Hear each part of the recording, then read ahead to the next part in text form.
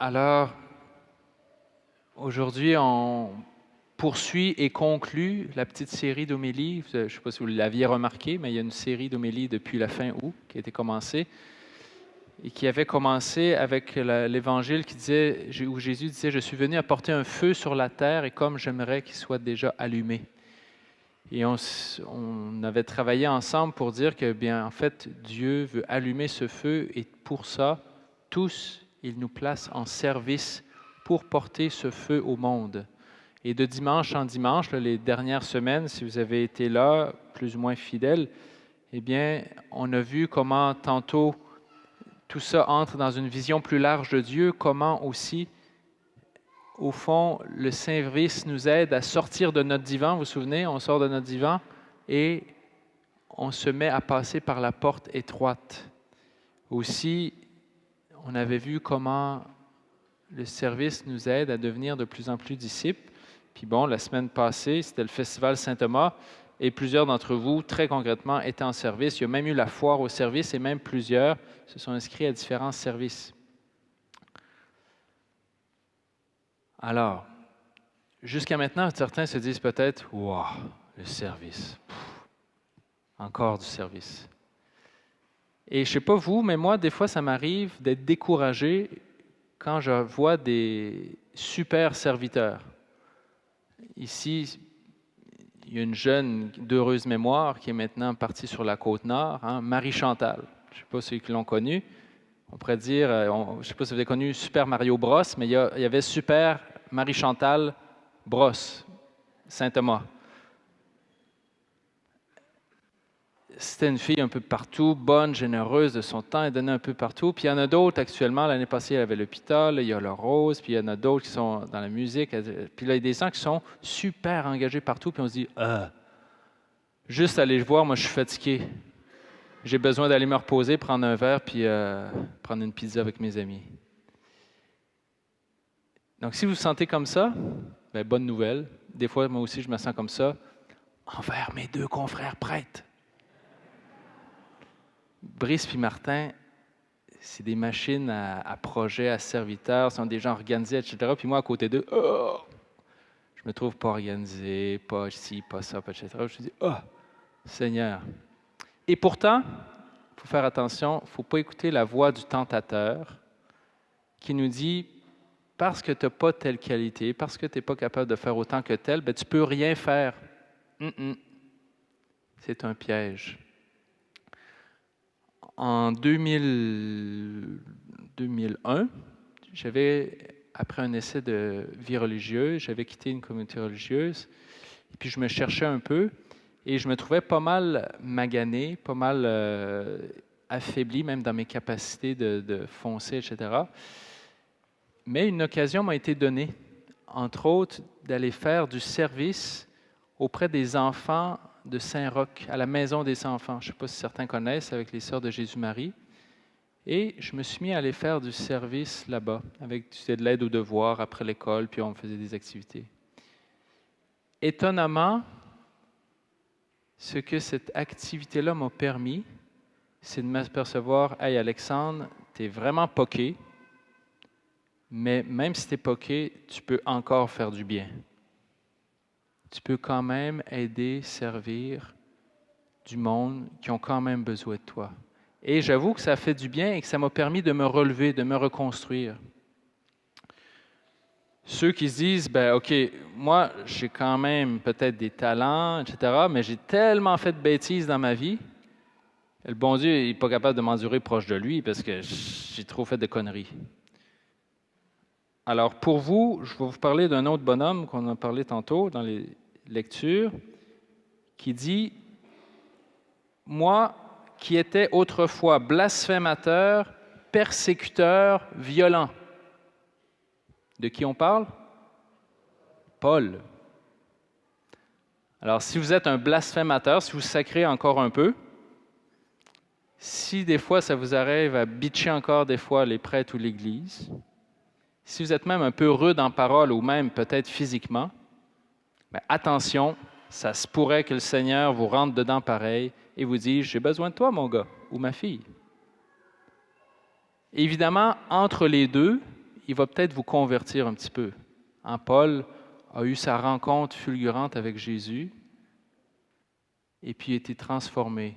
Et c'est ce même Paul qui va dire, maintenant, je suis plein de gratitude envers celui qui me donne la force, le Christ Jésus, notre Seigneur, car il m'a estimé digne de confiance, lui qui m'a chargé du ministère. Il m'a jugé digne de confiance. Puis tout de suite après, c'est là qu'il rajoute, moi qui étais blasphémateur, persécuteur, violent. Mettez ça dans votre CV, essayez de trouver un job. Persécuteur, violent, blasphémateur. Eh bien, Jésus, lui, c'est bon, moi je te prends. Qu'est-ce qui fait que Paul est devenu apte au travail avec Jésus? C'est qu'il a rencontré Jésus. Peu importe son passé, la rencontre avec Jésus l'a transformé. Donc, ce soir, ce qui importe, ce n'est pas notre passé. C'est plutôt, est-ce que je me laisse ce soir rencontrer par Jésus? L'évangile qu'on a lu aujourd'hui, qu'on connaît, on a entendu plusieurs fois, l'évangile du Fils prodigue, on peut l'entendre avec de nouvelles oreilles. Cet évangile, d'abord, nous dit que ce fils, il est fils, donc il a tout. Il a reçu, sauf il ose demander au Père sa part d'héritage. D'une certaine façon, il met son Père dans sa tombe. Un héritage, ça ne s'obtient pas du vivant d'une personne. Donc, d'une certaine façon, lorsqu'il demande l'héritage de son Père, il dit, pour moi, tu es comme mort, moi je veux mon argent, m'en aller, je vais faire ce que je veux avec. Et il le fait. Et qu'est-ce qui arrive? Le texte nous dit, quand il s'en va, il dilapide, il gaspille tous ses biens et il se ramasse dans la misère jusqu'à soigner les cochons. Et puis là, il a faim en plus. Puis personne ne lui donne même la bouffe des cochons. Donc, première étape, on peut se reconnaître là-dedans. Des fois, ça se peut qu'on ait utilisé les dons de Dieu, puis on les a dilapidés. OK, ça se peut, ça nous arrive. Mais qu'est-ce que fait, deuxième étape, qu'est-ce que fait le Fils prodigue? Il entra en lui-même. Il entre en lui-même. On peut fermer les yeux, des fois, ça nous arrive. Et le soir, je ne sais pas si ça vous arrive, mais moi, j'essaie des fois de repasser ma journée. C'est quoi les joies, les tristesses? Qu'est-ce qui s'est passé dans ma journée? Il est entré en lui-même, puis il s'est aperçu, hey, ma vie, ça goûte wash. Pas très bon, plutôt vide même. Mais entrant en lui-même, il y a aussi eu de la mémoire de joie passée. Il s'est souvenu que dans la maison de son père, le monde a l'air heureux. Même les serviteurs, moi j'étais heureux comme fils chez mon père, mais même les serviteurs sont heureux. Et il se dit, je me lèverai et je retournerai vers mon père. Je vais lui dire, je suis plus digne d'être appelé ton fils. J'ai péché contre le ciel, j'ai péché contre toi. Mais je peux être juste un serviteur chez toi parce que les serviteurs sont mieux traités que moi qui est ici. Donc, deuxième étape qu'on peut faire nous-mêmes comme le Fils, si on se sent plutôt vide, plutôt pas heureux, on peut peut-être rentrer en nous-mêmes et se dire, écoute, il y en a qui servent dans la paroisse ou ailleurs, etc. Et je ne sais pas si vous avez remarqué, mais très souvent, le service nous donne la joie. Il y a une phrase, pas pour rien, c'est parce que le service, c'est de l'amour, puis ce qui nous donne la joie, c'est d'aimer et de participer à quelque chose de plus grand que nous. Ayons le désir d'entrer en nous-mêmes et de se dire, OK, et si je me relevais? Et troisième étape, qu'est-ce qui se passe? Le Fils se lève vraiment, il y va, il ne fait pas juste le dire, ça sera le fun si, mais non, il se lève, il va voir son Père, il lui dit, écoute, je te demande pardon, j'ai été à côté de la plaque. Et là, son père, tout content, on sait qu'est-ce qu'il fait, il l'embrasse, lui donne la tunique, lui donne la bague au doigt, les sandales, tue le veau gras, il fait la fête. À travers son désir de juste revenir servir comme serviteur, comme simple esclave, ouvrier chez son père, eh bien, il fait l'expérience à nouveau d'être aimé comme un fils. Et ça, je l'ai vu plusieurs fois en servant. On retrouve une connexion nouvelle avec Dieu, une intimité nouvelle, et on se sent même aimé de Dieu. Moi, j'avoue que comme prêtre, on se dépense, on sert, etc. Mais je me dis, waouh, que je suis chanceux, je reçois tellement d'amour dans mon ministère de prêtre. Cet après-midi, j'ai fait des baptêmes. C'est tellement beau, un beau petit bébé, une belle petite Lara qui a été baptisée.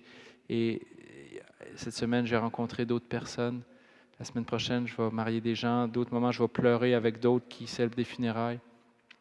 Servir nous connecte à des vraies situations, le vrai amour, la vraie joie. Donc, je vais m'arrêter ici juste pour vous proposer une démarche. Je pense qu'elle va être affichée.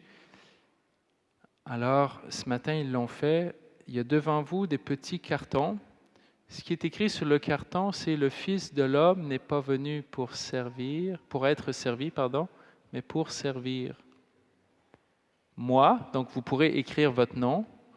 Je remercie le Seigneur de m'appeler à le servir et je lui offre mon engagement dans le service. On peut nommer le service. Voilà, puis vous allez être invité à donner ça au Seigneur. Il y a des personnes qui vont avoir les paniers. Donc, qui peut remplir cette carte? C'est une bonne question, hein? Mais d'abord, tous ceux qui savent qu'ils ont déjà un service, je vous invite à vous avancer puis remplir une carte. Ceux qui sont dans l'un ou l'autre de comité de la paroisse, qui avaient été approchés, etc. Même si peut-être, certains parmi vous, peut-être aussi ont donné leur nom, mais n'ont pas encore eu la confirmation, peut-être, de leur service, mais ce n'est pas grave, votre désir de servir est là. Vous pouvez quand même vous avancer, donner une carte. Peut-être d'autres disent, ben moi, je ne sers pas ici, mais je sers dans une autre paroisse, ou je sers pour le Seigneur dans telle ou telle circonstance, dans un autre mouvement. Pas de problème, mais si vous voulez quand même offrir votre service au Seigneur dans cette messe, ben avancez-vous quand même. Et, encore une fois, peut-être certains ne savent pas encore comment, mais dire, Seigneur, OK, moi c'est bon, je voudrais, je ne sais pas comment, Seigneur, mais je veux te servir, je me rends disponible. Vous pourrez aussi vous avancer. Si certains préfèrent rester à leur place, pour toutes sortes de raisons, préfèrent ne pas s'avancer, c'est très correct aussi. Vous pourrez vous offrir dans votre cœur à votre place. Mais qu'on puisse vivre aujourd'hui la phrase de l'Évangile du Fils prodigue, peu importe son passé, il entre en lui-même et il dit « Je me lèverai et j'irai vers mon Père. Je me lèverai et j'irai vers mon Père. » Peu importe si je ne me sens pas fort, etc., pas digne, eh bien, on va demander au Seigneur cette grâce. Donc, on va aussi avoir un petit fond musical, je pense. Voilà. Donc, je vais inviter au moins un servant pour venir m'aider à tenir le panier. Et ceux qui le veulent pourraient venir écrire votre nom, votre service. On donne ça au Seigneur pour qu'il nous aide à servir dans la joie malgré nos pauvretés. Amen.